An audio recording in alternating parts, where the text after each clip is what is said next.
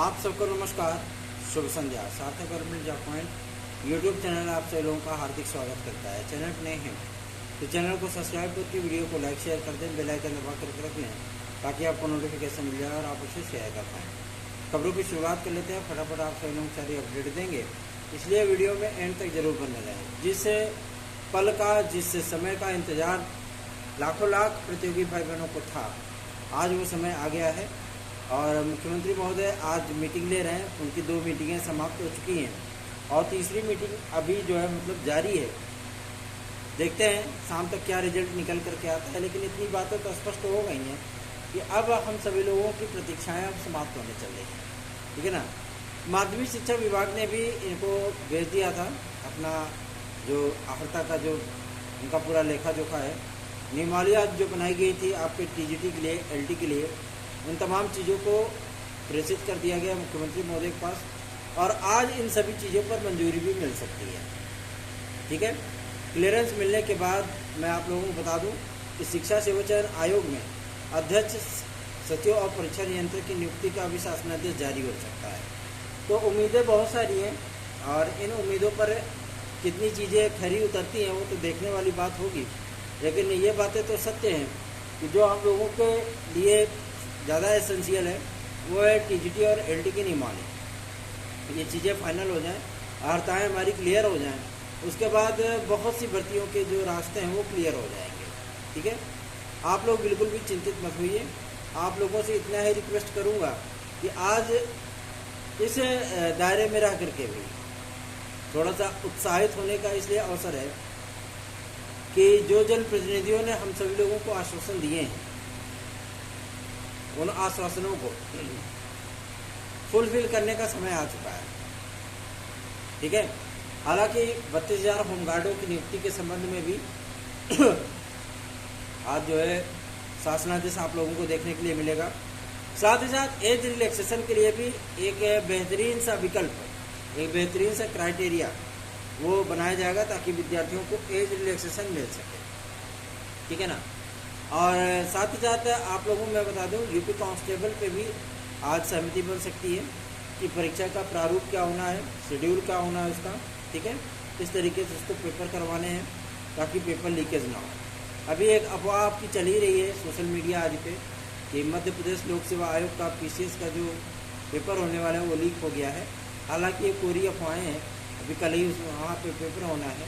तो इतनी जो है चीज़ों को लेकर के आप सभी लोग अगर अपनी तैयारियां कर रहे हैं मध्य प्रदेश लोक सेवा आयोग के लिए, तो जाहिर सी बात है थोड़ा सा आप सभी लोग एक्साइटेड कम होइए और अपनी तैयारियों पर फोकस रखिए। क्यों? क्योंकि बहुत से ऐसे र्यूमर उड़ते हैं और विद्यार्थियों की तैयारियों को जो है वो उस पर इम्पैक्ट डालने के लिए ही किए जाते हैं ताकि विद्यार्थी तैयारी छोड़ दें, ताकि विद्यार्थी एग्जाम देने न जाएँ, ठीक है ना। बहुत सी भारी संख्या में विद्यार्थी परीक्षाएँ छोड़ दें और फ़ायदा उसमें किसका होगा? जो थोड़ी बहुत तैयारी किए होंगे या ऐसी कोई मनसा रखते होंगे, ठीक। इसके लिए परेशान होने की आवश्यकता नहीं है। आप लोग इसके लिए चिंतित बिल्कुल मत होइए। सार्थक government job point YouTube channel को सब्सक्राइब, वीडियो को लाइक शेयर जरूर किया करिए।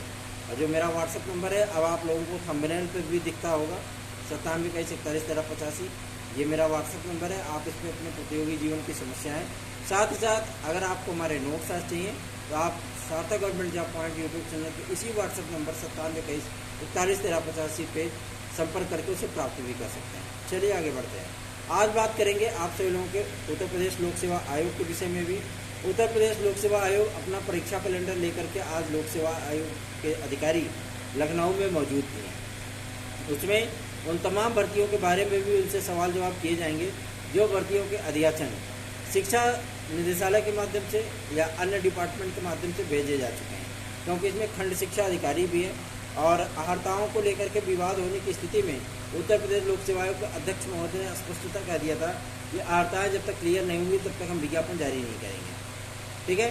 तो अब आहर्ताओं को क्लियरेंस मिल चुका है और आज मुख्यमंत्री महोदय उस पर अंतिम स्वीकृति अपनी प्रदान कर सकते हैं। तो भर्तियों को लेकर के लगातार काम हो रहा है और विद्यार्थियों को तो इंतजार है सबसे बड़ी वैकेंसी का अपने कि हमारी LTGIC है, खंड शिक्षा अधिकारी है, नई TGT PGT है, प्राथमिक शिक्षक भर्ती है। तो इन तमाम मुद्दों पर आज निर्णय हो सकता है और आज की ही तारीख में आप लोगों को एक बात और सुनने और देखने के लिए मिल सकती है जो कि होगी प्राथमिक शिक्षक भर्ती में बीएड की एलिजिबिलिटी को लेकर के। हालांकि सर्वोच्च न्यायालय के आदेश के बाद विद्यार्थी बाहर हो चुके हैं, लेकिन कुछ राज्य सरकारें एनसीटीई के पास पत्र भेज करके इन विद्यार्थियों को पुनः पीआरटी में लेने की बात सामने आ रही है, बात कर रही है। अब देखना है इस बात को लेकर के दिलचस्प होगा कि एनसीटीई ऐसे राज्यों को क्या जवाब देता है, खासतौर पर अपने उत्तर प्रदेश को, क्योंकि यहाँ पे लगभग आप सभी लोगों को 65,000 पदों का एक बड़ा विज्ञापन उत्तर प्रदेश शिक्षा सेवा चयन आयोग के माध्यम से देखने के लिए मिल सकता है। हालांकि ये विज्ञापन इस वर्ष तो नहीं आएगा, किसी कीमत पे नहीं आएगा, लेकिन आप लोगों को मैं बता दूं कि नेक्स्ट वर्ष की स्टार्टिंग में, मतलब जनवरी फरवरी के भीतर ही आप लोगों को ये विज्ञापन देखने के लिए मिल सकता है। जूनियर भर्ती के लिए भी बातचीत चल रही है। प्रमोशन में जो डिमोशन लूज मोशन होता होगा, ठीक है ना ये सारी चीज़ें आप सभी लोगों की वो 31 जुलाई तक कंप्लीट की जाएंगी, ठीक है ना। प्रमोशन, डिमोशन, लूज मोशन, हाँ, ये 31 जुलाई तक कंप्लीट की जाएगी। और जो नवनियुक्त अध्यापक होंगे, मतलब जो प्रमोट होकर के जाएंगे, जाहिर सी बात है प्राइमरी से प्रमोट होकर के 6 to 18 में ही जाएंगे, जूनियर पे ही जाएंगे। तो ऐसे जो अध्यापक गण होंगे वो अपने कार्यों का भार तो वैसे भी बहुत से स्टूडेंट लेने के लिए तैयार हैं। आप परीक्षाएं कराइए, विज्ञापन दीजिए, फिर देखिए कैसे कार्यभार ग्रहण करते हैं विद्यार्थी, है ना। तो इस कार्यभार को ग्रहण करने की जो समय सीमा तय की गई है वो 1 तारीख से लेकर के 5 अगस्त के बीच में रखी गई है।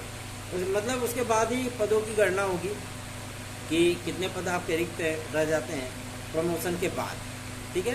ये सारी चीज़ें स्पष्ट होने के बाद उन विद्यार्थियों में जाहिर सी बात है कि एक उम्मीद की लौ है कि हमें नया विज्ञापन देखने के लिए मिलेगा जूनियर लेवल पे, 6 to 8 लेवल पे। कि अखिलेश यादव जी ने किया था 29,334 गणित विज्ञान शिक्षकों की भर्ती, उसके बाद फिर जूनियर लेवल पे कभी वैकेंसी आई नहीं, ठीक है। अब उम्मीदें और भी विद्यार्थियों को हैं कि योगी सरकार जो है वो भाषा शिक्षकों की भर्ती देगा, जिसमें हिंदी, संस्कृत, इतिहास, सामाजिक विज्ञान, ठीक है, और आपका कला, अंग्रेजी, ये सारे विषय सम्मिलित होंगे। तो देखना इस बात को लेकर के दिलचस्प मोड़ आ चुका है इसमें, और अधिकारी भी इस बात को लेकर के सहमत हैं कि आप लोगों को जूनियर लेवल पे एक प्राथमिक एक भर्ती देखने के लिए मिलेगी। प्राथमिक शिक्षक भर्ती के लिए कोई भी अधिकारी मुंह खोल करके जवाब नहीं देता है और डायरेक्ट बोलते हैं कि ऐसा अभी कोई प्रस्ताव है नहीं। और सच बताएं तो उत्तर प्रदेश शिक्षा सेवा चयन आयोग के पास भी ऐसा फिलहाल कोई प्रस्ताव नहीं है जिसके माध्यम से प्राथमिक शिक्षक भर्ती की कोई सुगबुगाहट देखने के लिए मिलती भी है।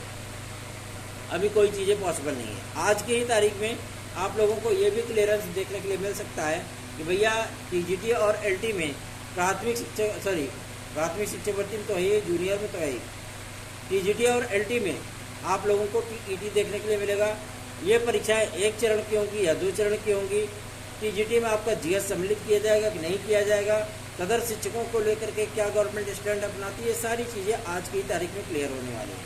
सूचना प्राप्त हो रही है कि अभी तक फिलहाल जिन चीज़ों को लेकर के बातचीत की गई थी उनमें आपकी एलटी ग्रेड राजकीय विद्यालयों की भर्तियाँ, क्योंकि अपर सचिव राजकीय ने अस्पष्टता शासन को पत्र लिखा था कि आप समायोजन की बात करते हैं। बहुत से विद्यालय ऐसे हैं जहाँ पे शिक्षक आपके विद्यार्थी तो हैं लेकिन शिक्षक नहीं हैं, है ना। और अमूमन जो राजकीय विद्यालय हैं उन विद्यालयों में जितनी स्ट्रेंथ होनी चाहिए, अगर 10 का स्टाफ है तो वहाँ पे कोई 3 टीचर है, 2 टीचर है। ऐसी स्थितियों में आप समायोजन करके कहाँ के अध्यापकों को आप ट्रांसफ़र करेंगे, ठीक है। तो समायोजन का मामला तो पूरे ठंडे बस्ते में डाल दिया गया आपके राजकीय विद्यालयों के लिए। साथ ही साथ समायोजन का विरोध किया गया आपके अर्धशासकीय सहायता प्राप्त विद्यालयों के लिए भी, मतलब टीजीटी और पीजीटी के लिए भी।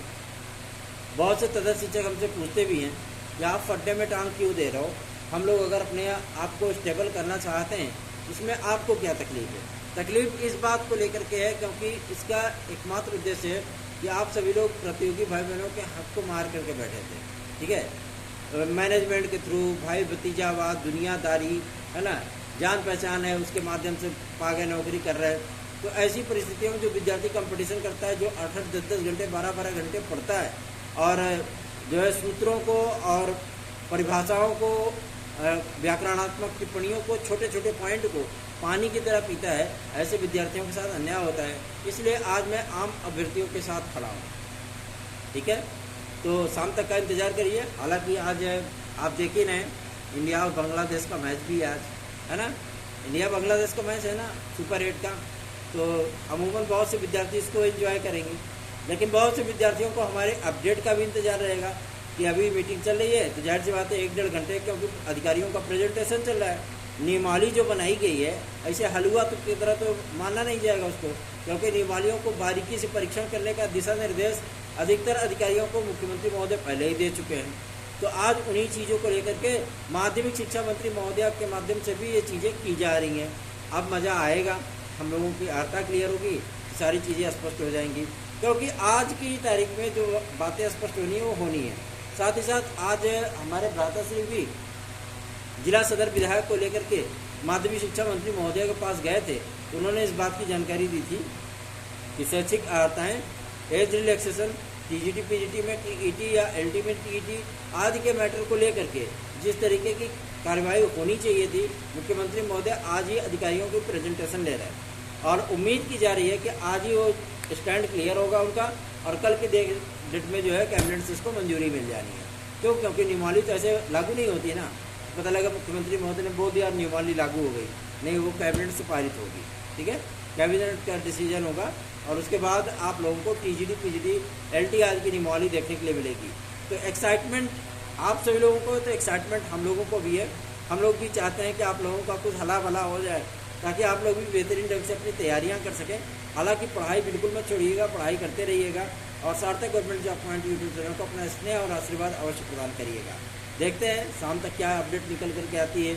जो भी अपडेट निकल करके आएगी, क्योंकि लगभग 31,000 पदों का 32,000 से लेकर के 34,000 पदों पे आप लोगों को होमगार्ड की नई वैकेंसी जो नई नियमावली बनाई गई है उसको भी मंजूरी आज की तारीख में मिल रही है। तो बहुत सारी अपडेट निकल करके आएंगी।